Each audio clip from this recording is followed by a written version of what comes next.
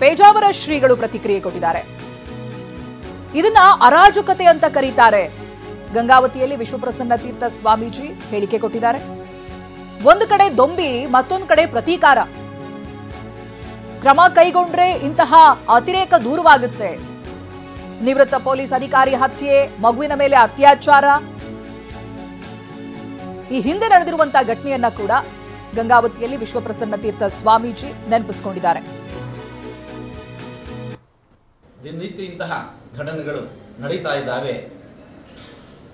ಸರ್ಕಾರ ಇದಕ್ಕೆ ಯೋಗ್ಯವಾಗಿರತಕ್ಕಂತಹ ಕ್ರಮವನ್ನು ಕೈಗೊಳ್ಳುವ ಸಂಕಲ್ಪ ಮಾಡಿದೆ.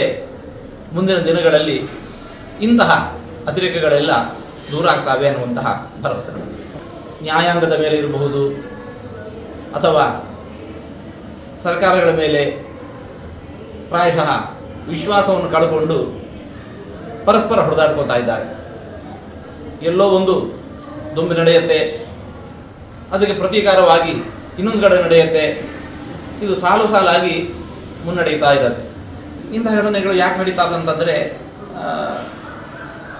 ಸರ್ಕಾರದ ಮೇಲೆ, ನ್ಯಾಯಾಂಗದ ಮೇಲೆ ಪ್ರಾಯಃ ವಿಶ್ವಾಸವನ್ನು ಕಳ್ಕೊಂಡದ್ದಿರಬಹುದು, ಅಥವಾ ವಿಳಂಬವಾದ ನ್ಯಾಯದಾನ ಏನಿದೆ, ನ್ಯಾಯ ಸಿಗತ್ತೆ ಆದರೆ ಅದು ತೀರಾ ವಿಳಂಬವಾಗತ್ತೆ. ಹಾಗಾಗಿ ಒಳಗಿನ ರೋಷ ಅದು ಆ ಕ್ಷಣದಲ್ಲಿ ಕಾನೂನನ್ನು ಕೈಗೆತ್ತಿಕೊಳ್ಳುವಂತಹ ಪ್ರವೃತ್ತಿಗೆ ದೂಡ್ತಾ ಇದೆ. ಇದು ಯಾವುದೋ ಒಂದು ಘಟನೆ ಅಂತಲ್ಲ, ಯಾವುದೋ ಒಂದೊಂದು ಘಟನೆಯನ್ನು ಉಲ್ಲೇಖಿಸಿ ನಾವು ಹೇಳುವಂಥದ್ದಲ್ಲ. ಸಮಗ್ರವಾಗಿರತಕ್ಕಂತಹ ಬದಲಾವಣೆ ಆಗಬೇಕಾಗಿದೆ. ಇದು ಇವಾಗ ಎಲ್ಲರೂ ಕೂಡ